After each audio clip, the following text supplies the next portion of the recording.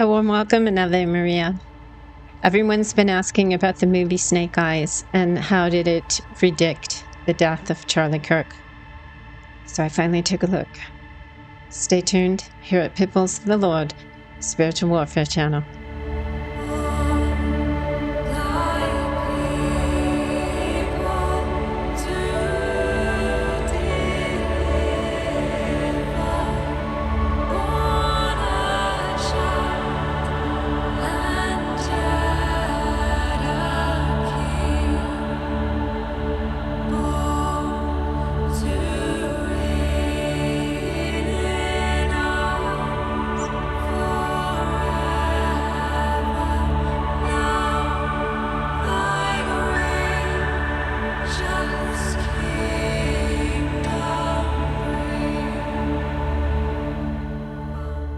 But first, the Lord's Prayer in Latin. Nomine Patri, Filii, Spiritus Sancti. Amen. Pater noster, qui es in celis, sanctificetur nomen tuum. Adveniat regnum tuum, fiat voluntas tua, sicut in cielo et in terra. Panem nostrum quotidianum de nobis hodie et dimitte nobis debite nostra, sicut et nos dimittimus debitoribus nostris, et ne nos inducas in tentationem, se libera nos a malo. Amen. One thing we have to keep in mind before we talk about this is God is the great reverser.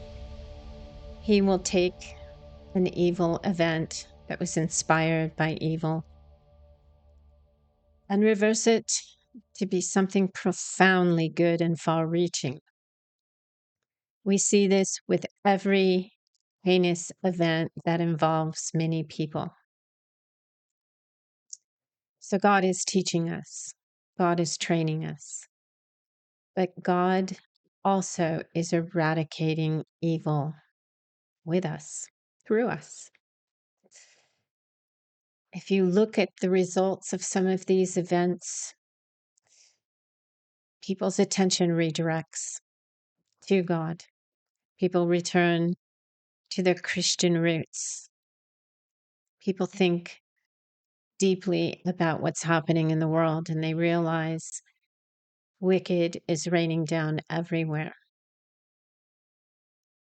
So whenever we talk about these terrible events that happen, if we have faith, we know there is something to learn, something that's going to feed us and grow us closer to Christ. And also a little bit of evil, and sometimes a lot of evil, dies with the sad and tragic act happening. So God is at work all the time, and we must have faith because He has given us and the holy angels and animals free will. He doesn't violate our free will. And when a person chooses evil over good, Satan over Christ, he commits an evil act. Because God is all about eternity and not so much about right now. The bigger picture, you might say. He always takes it and turns it, reverses it into something profoundly good that spreads around the world. At the time, well, after each event that happens that is sad and tragic, it's never the right time to say that. In those moments, we want to be human and give our support, our prayers. But it's been a little bit now, and it's happening more and more. So I just wanted to say that to everyone. The movie Snake Eyes, I had forgotten what it was even about. I am old enough to remember when it was released, starring Nicolas Cage. Everyone's been talking about how strange and synchronistic this movie was. It was made in 1998. It was released August 7th. And I don't really see anything attached to the release date. But I do see a lot of ritual to it, meaning when we see predictive programming, it's kind of like the devil's wish list. So, behind the scenes, ritual is happening, a grand rite with many rituals rolled into it, most likely. I could almost say certainly. When these movies come out, you can rest assured that's to gain your consent. So, consent is a funny thing because God created the divine triangle, which is love at the top, God, free will and justice. Free will must exist so you can choose to love God and love each other. You can choose love in everyday life. But some people, when they have free will, start violating the free will of others. Power and control, you know how that works. And the third spiritual law is justice, which will always kick in. There is God's justice, and then there is the justice, the spiritual force wired into the universe. It simply acts, it is indifferent. Some of you know it is karma. So they must gain our consent. And how do they gain our consent?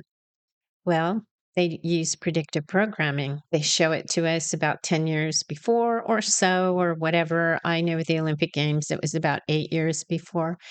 That just depends on the cosmology and the astrology and the la la la.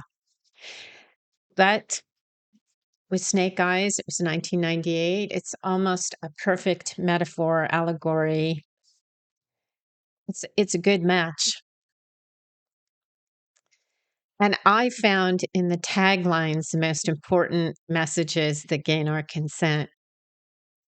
What you see on the poster in small caps. So you see the title, Snake Eyes. Of course, all of us Christians know that that's symbolic for the sigil of Lucifer. But anyway, we can talk about that later. But so the title, Snake Eyes, we all think of the serpent in the garden. We all think of Satan or Lucifer. But the taglines, one of them is, he's got 14,000 eyewitnesses and no one saw a thing. So in other words, it's saying there's a whole bunch of people that were there, but they couldn't see. They couldn't see what happened when perhaps ordinarily they could. So, as part of a bewitchment or enchantment or ritual, people are blinded through the actions of a ritual. When the forces are harnessed, etc., they're sent out to the people for a blinding. But he's got 14,000 eyewitnesses and no one saw a thing. So just think about that. Usually we read that, it goes into our deep subconscious, we forget about it. So when they were working that in, that's the intention for what happened that day with the event in Utah that happened recently. Very tragic. Took a father from his children, his wife, from the world, from all the good work he did. Kind of afraid to use the name a little bit much right now because I am a California resident and we had a law pass where we get censored. It costs us like a lot of money if we get censored.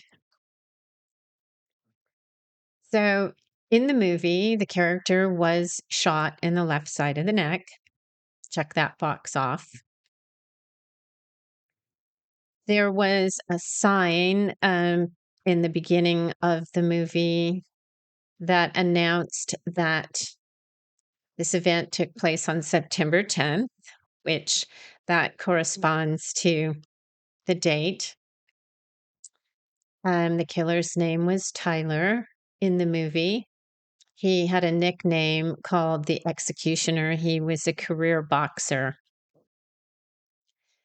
And what we learn in the movie is he was just a distraction, Tyler, for the person who actually did the killing. So the movie character, Tyler, in the movie is just a distraction, meaning everyone thought it was him, everyone said it was him, but it wasn't him. There was a shadowy at the top kind of group that organized it.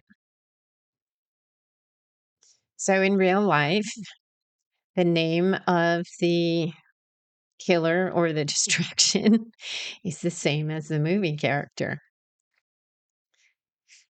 The other tagline that was interesting to me sounded a bit like when the deep subconscious is seated by ceremonial magicians. There's a command aspect to it. Believe everything but your eyes. So just before something happens, that's very similar to what goes out. The consent is gained by not saying no, by not saying, I'm not listening to this. Remember the masks during the big disease years? The symbolism for that is much like this. Do not speak out against us. Do not speak out against us. Do not speak, or you will die. Wear that mask. In this case, believe everything but your eyes. Believe everything but your eyes.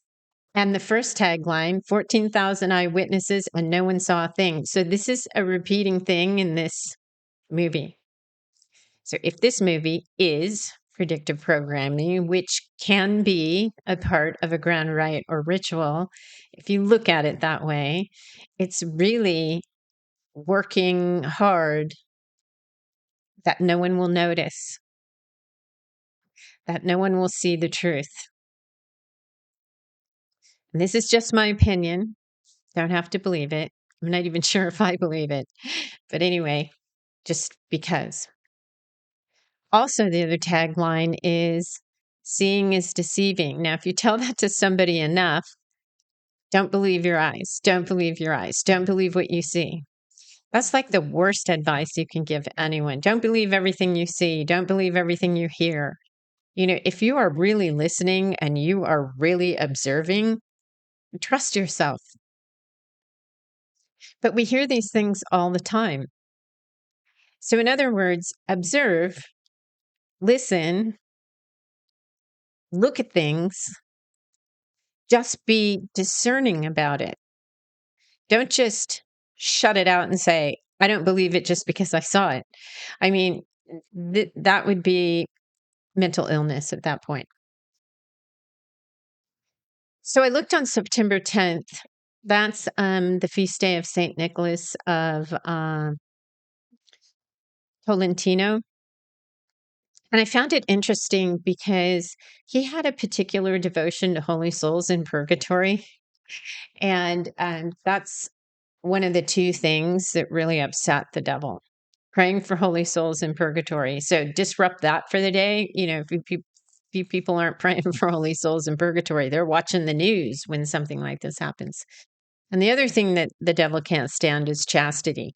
And that's why we're hit with all kinds of nasty stuff all the time about, you know, again, this is going to ruin all my podcasts. I can't say anything, but y'all know what I mean. Starts with a P, take out the H of the word photography, add an R. So also when you pray for the holy souls, as I've always said, it's a layer of protection for us. And the devil doesn't want us to have that. So bringing ritual into reality.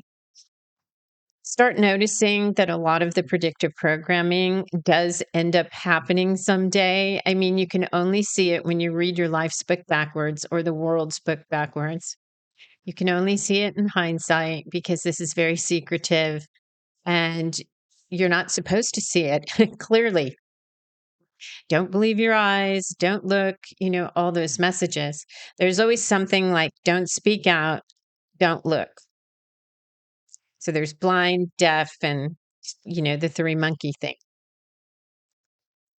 What's interesting, and you know, I said that God is eradicating sin through us. There's a really strong message. I was watching someone else's podcast randomly the other day, and this lovely woman came on and quoted John 12:23 and 24. And I'll read that passage to you. It's almost as supernatural, preternatural as what we just talked about just now. But as we know, God is the master at giving us messages, signs, symbols, things that correspond to each other. God is the master. When the devil does it, when these ceremonial magicians or ritual magicians do it, they're just human beings. So John 12:23, 24. Jesus says, "The hour has come for the Son of Man to be glorified." Very truly. And whenever he said very truly, we have to pay really close attention. That's his, like, everybody, very truly, I tell you, unless a kernel of wheat falls to the ground and dies, it remains only a single seed. Now think of Charlie right now as well. I mean, we are imagers of God and Christ is God. I tell you, unless a kernel of wheat falls to the ground and dies, it remains only a single seed. But if it dies, it produces many seeds. So a seed falls onto the ground, descends, disappears from our sight, and then an epic transformation happens underground, unseen. The seed grows into a tree. That tree has many seeds that scatter all over the earth. So from one death comes many, many seeds for until the end of days. That's Jesus. But that's also what God is saying, a tragic event and loss of a beloved human being or an important human being that's in service to the Lord. It's the same thing that happens with them. So we mourn, we grieve, we're frightened. But the Lord has placed this passage for us to remember because God is epically more intelligent than how the ritual magicians have placed snake eyes out there to steal from us, get our consent, and gain power and control over us and take something wonderful from God's creation.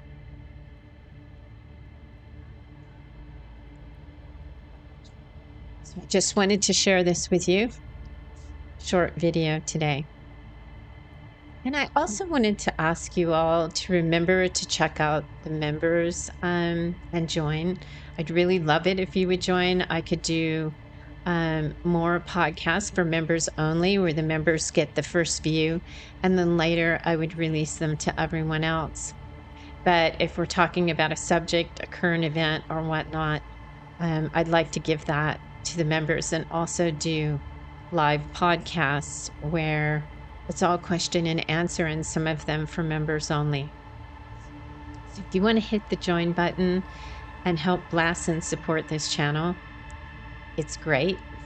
If you don't or you can't, you're a blessing, you're wonderful, you're okay. But if you have an iPhone and you can't find the join button, go and Google join button for people with iPhones, and they will give you directions. Otherwise, just go get on your laptop for a second. It's a pain, but YouTube and Apple are not friends. So for some reason on the Apple iPhone, there is no join button that presents. So just go Google, how do I find the YouTube join button for members on an iPhone? And it'll tell you go to a laptop, or it'll tell you some steps on an iPhone that you can take. It's like 5 or 6 steps, but you can get it done that way. So let's close for a prayer. God bless you all. And the prayer today is the St. Michael prayer. Sorry, one of my lights went out. Nomine Patris et Filii et Spiritus Sancti. Amen. Saint Michael the Archangel, defend us in battle, be our protection against the wickedness and snares of the devil. May God rebuke him, we humbly pray, and do thou, O Prince of the heavenly hosts, by the power of God, cast into hell Satan and all the evil spirits who prowl throughout the world, seeking the ruin of souls. Amen. In nomine Patris et Filii et Spiritus Sancti. Amen.